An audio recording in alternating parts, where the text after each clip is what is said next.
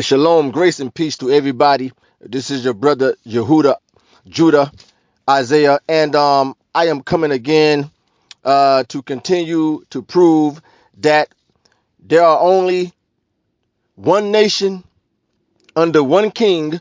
The king is Yeshua HaMashiach, the Christ.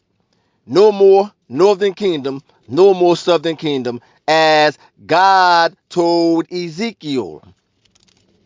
You still have people that are gainsaying.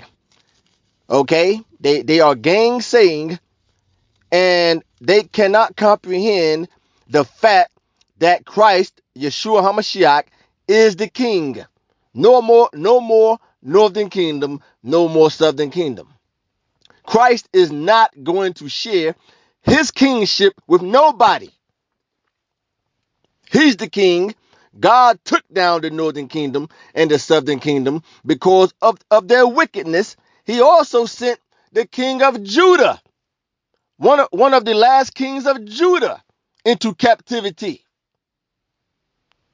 And he told Ezekiel, take these two sticks and make them one stick, because he had to prepare the way of David, which is Christ, to come on the scene and be king over all of Israel. So when they left the captivity, led by Zerubbabel first to return to rebuild the temples and the cities, and then later Ezra and Nehemiah, they left as one nation. When they returned, there were no more northern kingdom, no more southern kingdom. They had what is called governors. They had governors. Okay, that is why you see Herod the Great as the king and not a Jew. Why did God allow Herod the Great to be a king instead of a Jew? Why did he not allow during the time of the Romans for a Israelite to be king of the Jews? Why did he allow Herod the Great, a Edomite, to be king of the Jews? Why did God allow that to happen? Because he wanted his son, Yeshua HaMashiach, to come on the scene and be the king instead of any other Jew. And when I say any other Jew, I'm talking about those of the bloodline descendants of Abraham, Isaac, and Jacob. So I want to now go to the book of 2 Samuel chapter 19, verses 41 through 43. 2 Samuel 19, verses 41 through 43.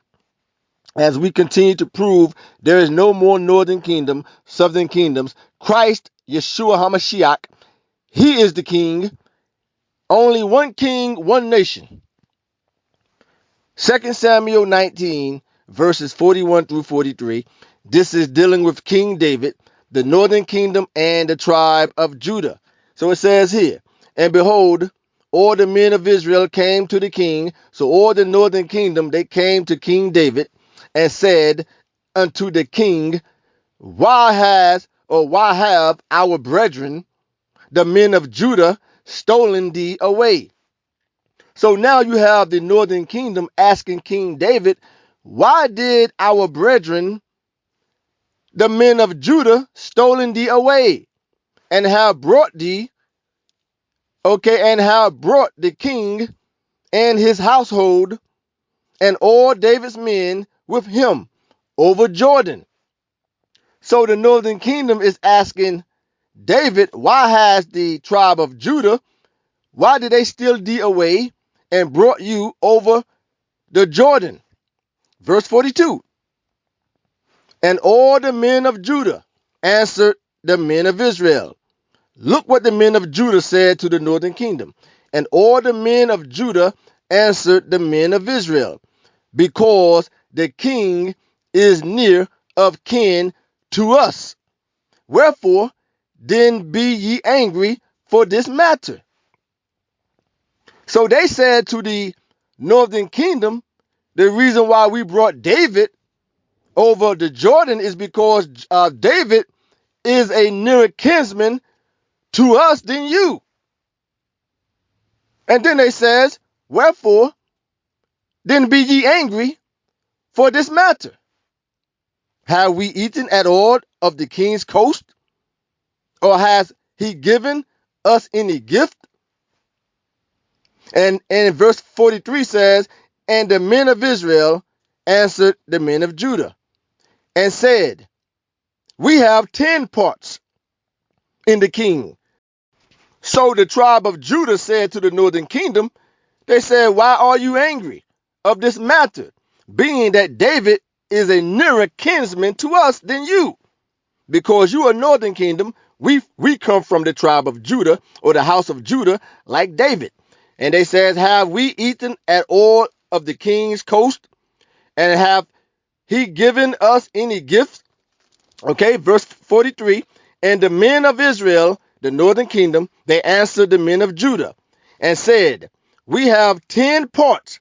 Now they bragging. We have 10. We have 10 tribes.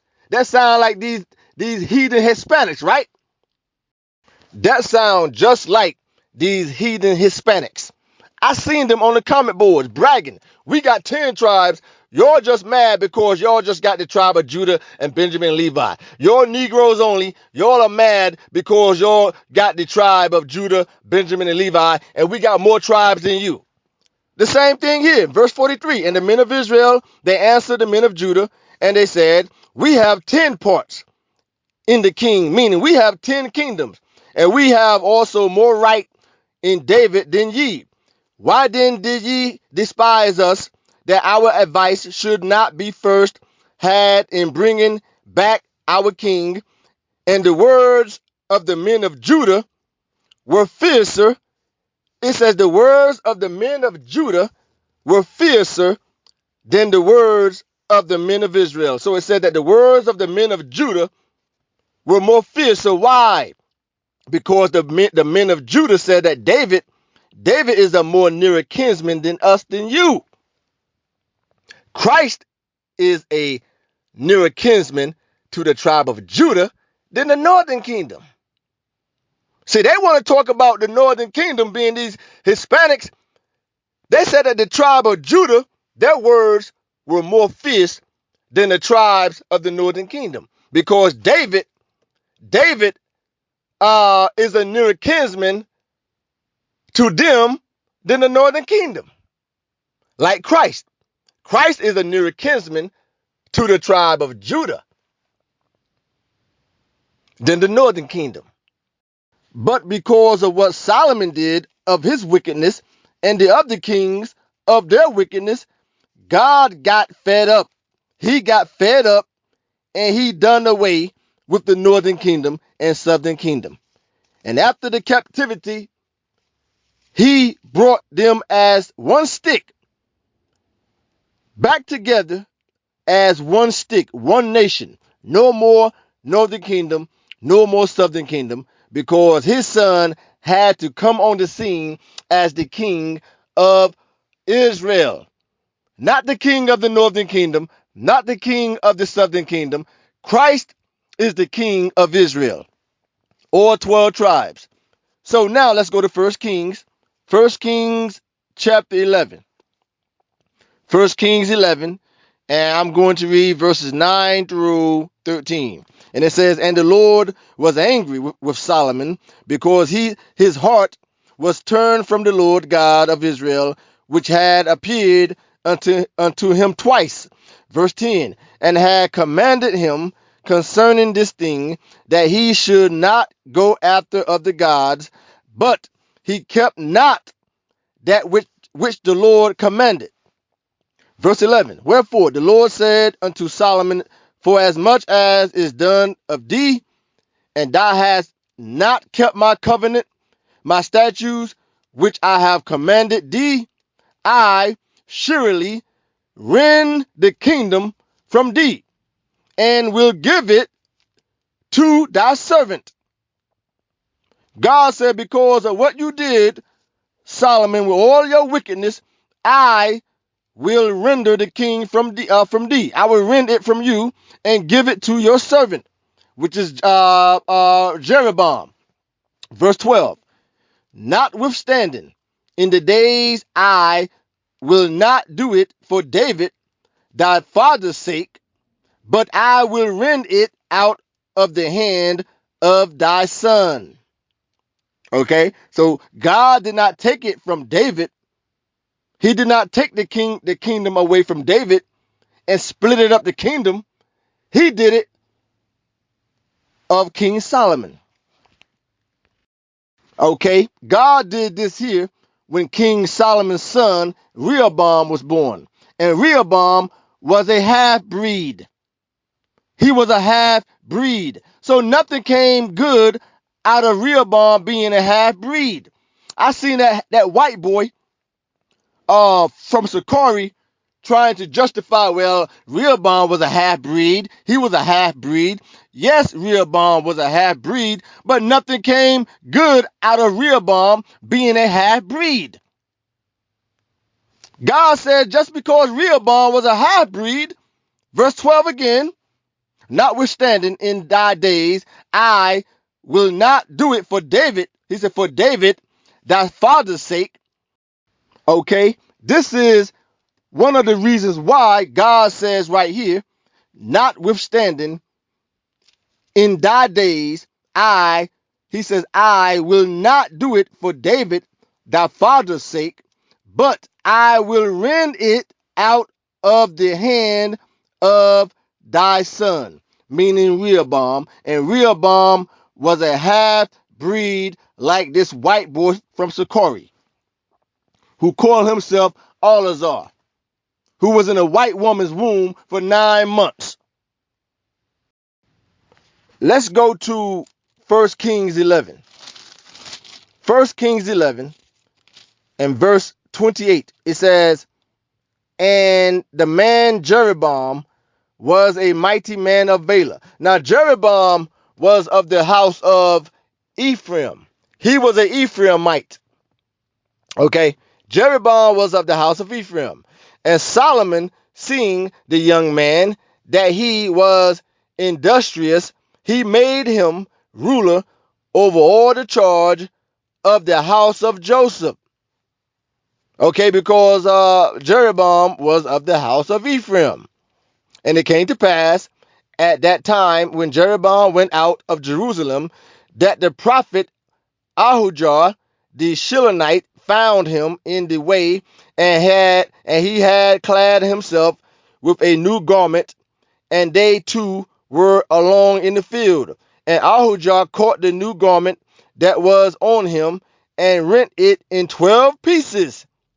Verse 31. And he said to Jeroboam, take thee 10 pieces, for thus says the Lord, the God of Israel, behold, I will rend the kingdom out of the hand of Solomon and give 10 tribes to thee.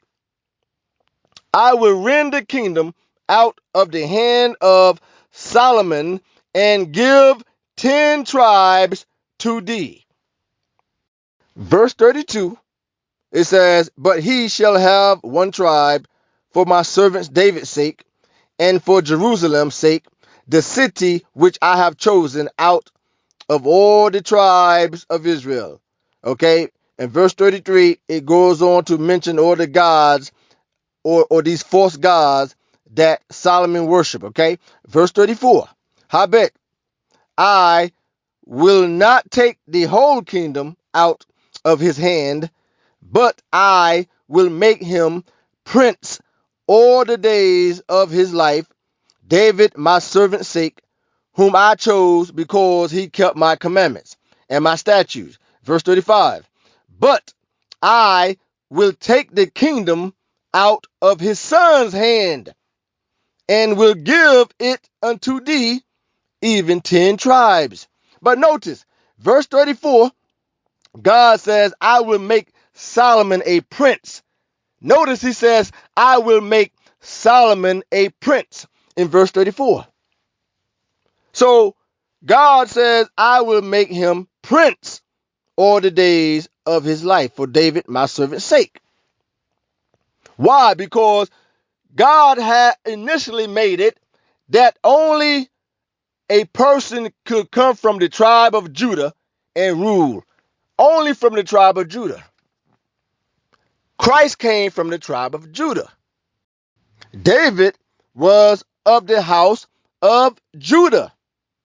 This is Genesis 49, and this is when Jacob gave the prophecies to his sons, right? Genesis 49, verses 9 and 10. Judah is a lion's whelp from the prey, my son. Thou art gone up. He stooped down, he couched as a lion, and as a old lion, who shall rouse him up? Verse 10. The scepter shall not depart from Judah. The scepter shall not depart from Judah, nor a lawgiver from between his feet, until Shiloh come, and unto him shall the gathering of the people be. Just as it says in 2nd Esdras, he gathered himself a peaceable multitude. The scepter shall not depart from Judah, nor a lawgiver from between his feet, until Shiloh come, and unto him shall the gathering of the people be.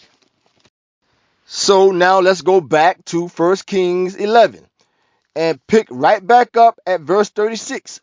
So again it says, and unto his son will I give one tribe, that David my servant may have a light always before me in Jerusalem, and the city which I have chosen me to put my name there. Verse 37, and I will take thee, and thou shalt reign according to all that thy soul desireth, and shalt be king over Israel. So he's telling Jeroboam, I will make you king of the north. And Jeroboam was of the house of Ephraim. The house of Ephraim. Verse 38, and it shall be, if thou wilt hearken unto all that I have commanded thee, and wilt walk in my ways, and do that is right in my sight, to keep my statutes and my commandments, as David my servant did, that I will be with thee, and build thee a sure house, as I built for David, and I will give Israel unto thee. Okay? But Jeroboam did wickedness also. Verse 39, and I will for this afflict the seed of David, but not forever. I will afflict the seed of David, but not forever. Verse 40, and so Solomon sought therefore to kill Jeroboam, and Jeroboam arose and fled into Egypt, unto Shishak, king of Egypt, and was in Egypt until the death of Solomon. Okay? And Jeroboam was of the house of Ephraim. But it says in Genesis, the scepter shall not depart from Judah. Only the Messiah or the king of Israel could come through Judah, like David, because Christ comes from the line of David. God only allowed Jeroboam to be king of the north is because he got fed up with what Solomon was doing. That's the only reason. He got fed up with King Solomon. So he said, okay, I'm going to punish you now and take away David's kingdom. And also, King Solomon appointed his half-breed son, Rehoboam, to be the king. So God was not pleased at all. So there was nothing good that came out of Rehoboam being a half-breed. Nothing good came out of it, of Rehoboam being a half-breed. Nothing good came out of it. The kingdom was split up because of what Solomon did for messing with these women of these other nations. like Rehoboam's mother. And not only that, King Solomon had the nerve to make Rehoboam to be the next king. But God says, hell no, ain't no half breed is going to be king over Israel. It's not going to happen. Not going to happen. Not from the line of David. No half breed is going to sit on the throne. God says no, no, no, no. So God split it up the kingdom into the northern kingdom and the southern kingdom. Nothing good came out of it. God says, hell no. He says, I'm going to take most of the kingdom away, the majority of it, and give it to you, Jeroboam, and leave the tribe of Judah to the half-breed Rehoboam. That's what happened. And later on, all of these wicked kings came about in the north and the south. God got fed up. He said, that's it. Your ass is going into captivity. And I'm going to prepare the way for my son to be born king of the Jews. No more northern kingdom, no more southern kingdom. Once Christ came on the scene, that was it. After the Jews went into captivity, the north and the south, that was it. No more northern kingdom, no more southern kingdom. It was not meant to be a northern kingdom in the first place. God only allowed it to happen because of what King Solomon did. But that's it. The scepter shall not depart from Judah. The king could only come out of Judah. God allowed it to happen, allowed a northern kingdom to exist because of what Solomon did. And Christ also came from the line of Solomon and David. The scepter shall not depart from Judah. That is why there are no more northern kingdom and southern kingdoms. But the Most High had a plan. Now let's go back to Ezekiel 37. Ezekiel 37. Let's go back again. And it says, Ezekiel 37 and verse 21. And say unto them, thus says the Lord God, behold, I will take the children of Israel from among the heathen, whither they had gone, and will gather them on every side and bring them into their own land. Okay, because when Ezekiel prophesied, the northern kingdom and the southern kingdoms, okay, was in captivity. Verse 21. Okay, verse 21. I will gather them on every side and bring them into their own land. Verse 22. And I will make them one nation, not two nations, not a northern kingdom, not a southern kingdom. As I said before, God never meant it to be a northern kingdom. He never meant for that to happen. He only allowed it to happen because of what King Solomon did. The scepter shall not depart from Judah. Verse 22, and I will make them one nation, and in the land upon the mountains of Israel. Upon the mountains of Israel. Okay, which is in that region of Judea. Somebody had a nerve to make a comment and says it says the mountains of Israel, so that's not talking about the northern kingdom, southern kingdom being one nation. This person tried to tell me this is talking about the future. It says the mountains of Israel. Where's Judea? Where's Israel located? You know who you are, that person that made a comment on the board. Where is Israel? God considered Israel a mountain, a kingdom. That's all it means. That's all it means. Upon the mountain of Israel. Does Israel sit on a mountain? Yes or no? Does today the nation of Israel sits on a mountain? Okay, God only called Israel the mountain, a kingdom. A mountain, in many cases throughout the Bible, it means kingdom. That's what it means. And it says, and one king, not two kings, one king shall be king to them all. All. One king, the Messiah. And they shall be no more. God says, no more two nations. Now, I know you guys are not special ed.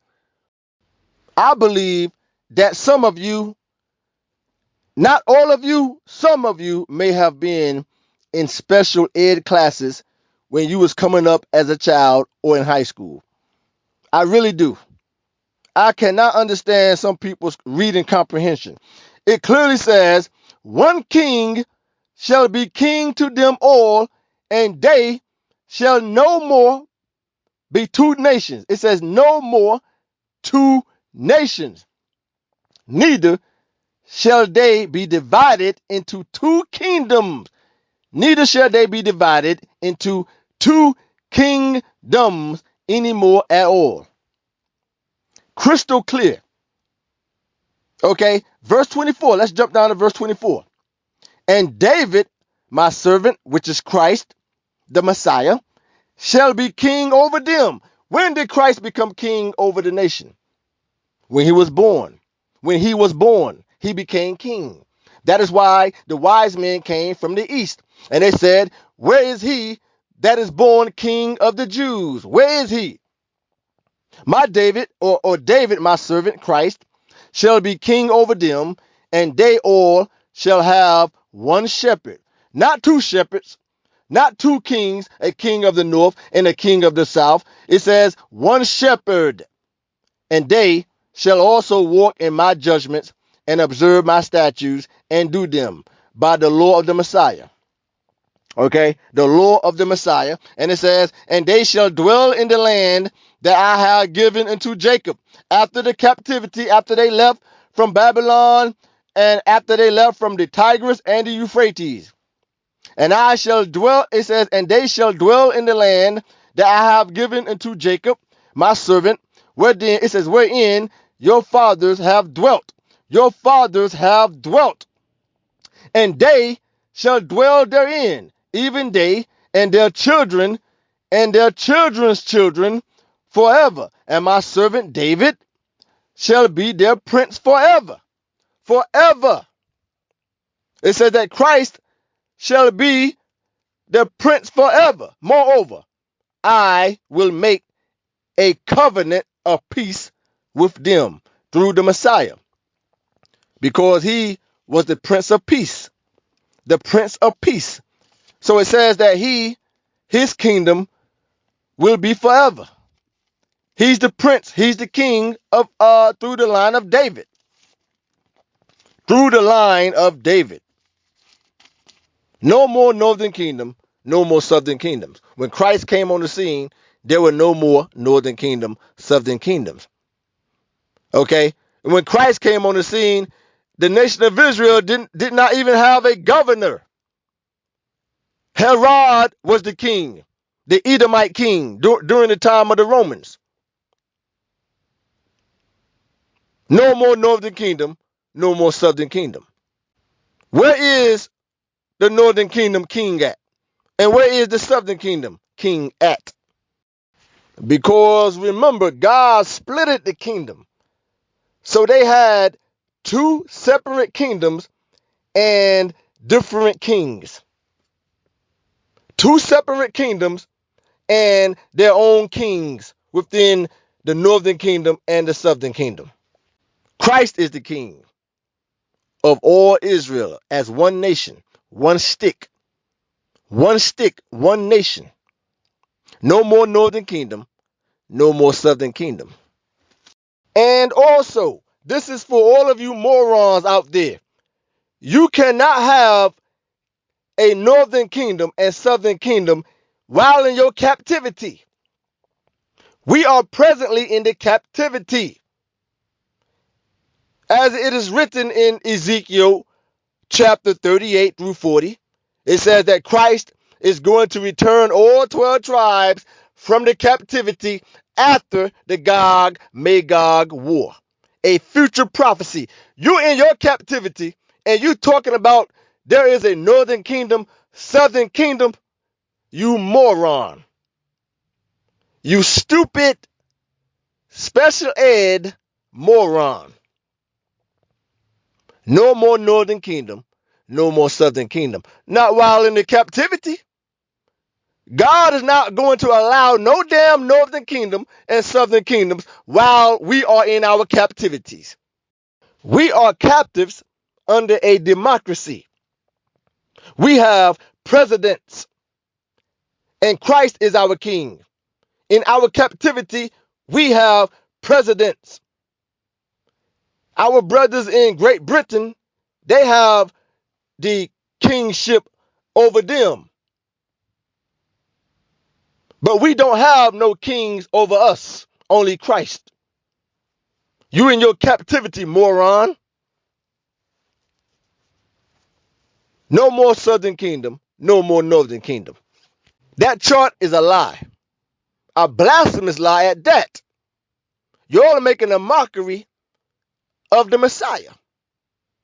No more northern kingdom, no more southern kingdom. You're in the captivity. We are in the captivities throughout the four corners of the earth. In the captivity, and you Negroes are talking about a northern kingdom, southern kingdom. In your captivity. Did not God got rid of the northern kingdom and the southern kingdom and sent their asses into captivity in Assyria and Babylon? And when they returned, they had no king. They only had governors because God ordained Christ to be born king of the Jews. He's the king. No more northern kingdom, no more southern kingdom.